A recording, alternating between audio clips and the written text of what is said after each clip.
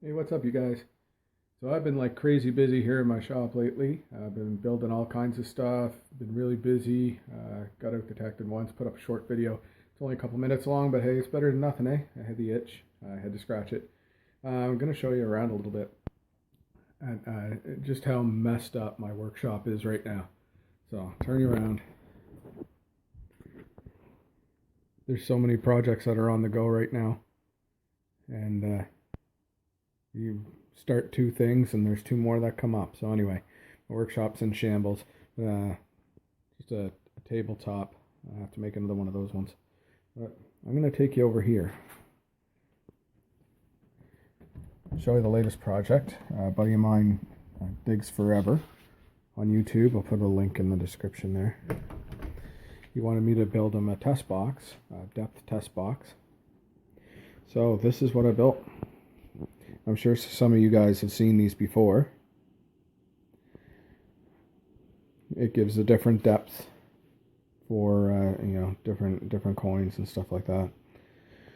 So I'll show you what the inside looks like. The inside isn't finished as well as the outside is because it's going to be filled up with dirt, obviously. So it doesn't matter. It's sealed, so it's got a sealer in it.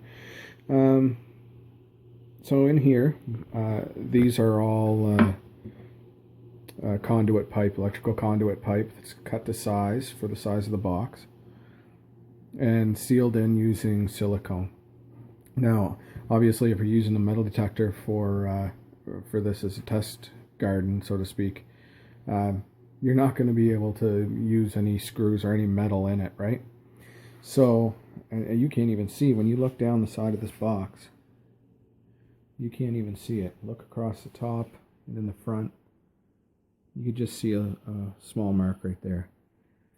But this box is completely pegged or pinned together. Kind of the way they did the old ships, using wood pins and dowels. So the entire thing is put together using dowels and strong Gorilla Carpenter's glue. And I mean, it should stand up no problem. I'm sure he can get, I'm sure he could get 300 pounds of dirt put in this thing. But we'll see anyway. You check out his channel. Make sure you go and subscribe to him so you can see this thing in action. Over here, I put the push stick, which again is held on with plastic clips. So we take this off. And all I used here is I just cut down, ripped a piece of pine that I had kicking around, scrap piece.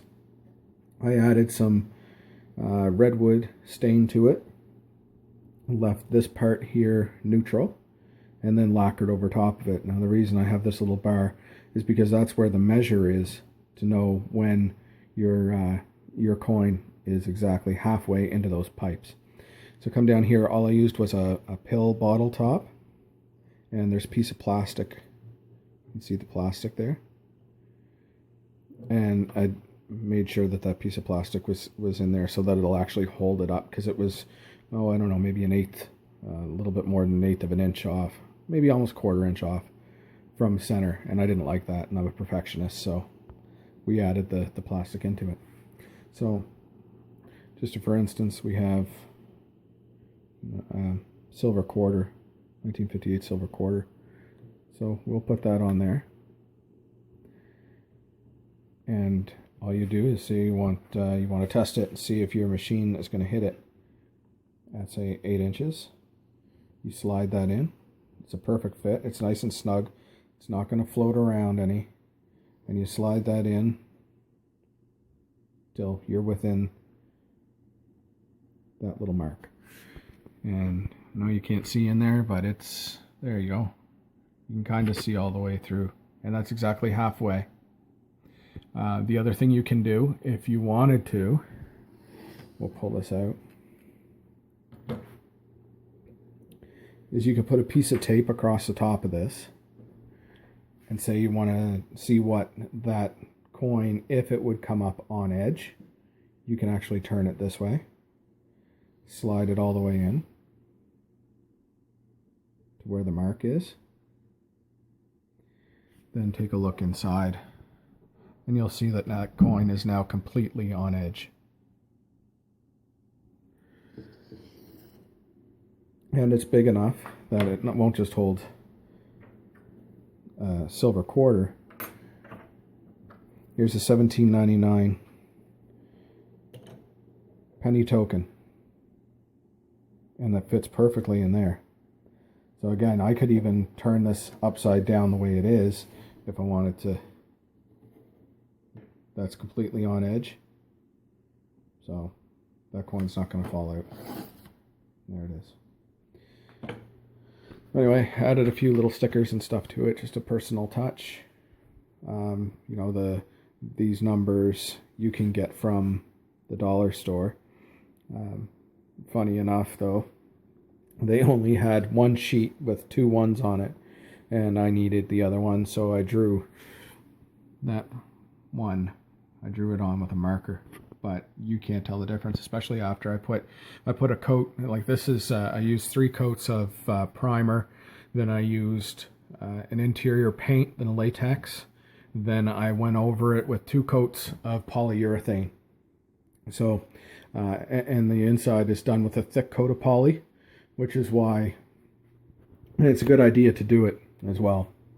You'll see, like, down them, it looks like it's dirt, but that's a really, really thick coat of polyurethane that I put. First I had to put caulking in there, so I caulked it, let it dry, painted it, sealed it with poly, then went back over it again with caulking, and then put a really thick coat of polyurethane. And I mean, you could probably fill this thing with water, it's not going to leak.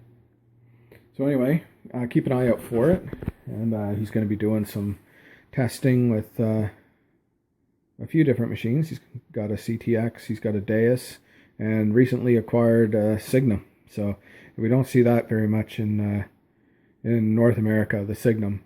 It's big in the UK, but really interested to see what it's going to do. And apparently it hits deep, and that 14-inch mark is there specifically just for that Signum.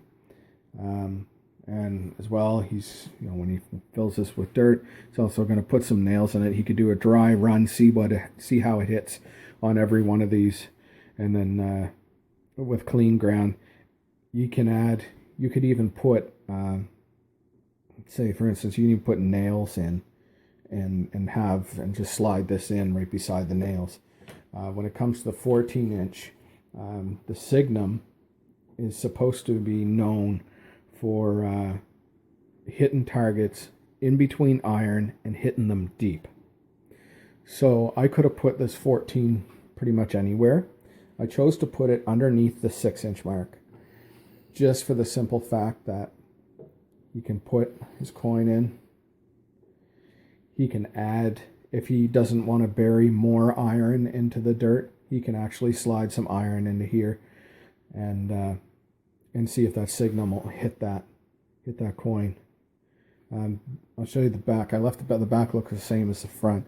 It's left open with the holes, just in case if anything were to pop off, if he were to, or somebody were, you know, accidentally jar this the right way. I'm sure you could probably break the seal, and I used an epoxy to get that on there. You'd probably break the seal of that if you cranked on it hard enough. So you need a way to get that out if it's broken off. So you could just push it right through the other side. Again, there's no nails, no screws, nothing to give off a signal. So it's a perfectly clean test field for when he decides to use it. So yeah, keep an eye on his channel. You'll see that go up here right soon. And thanks for looking, guys. Happy hunting.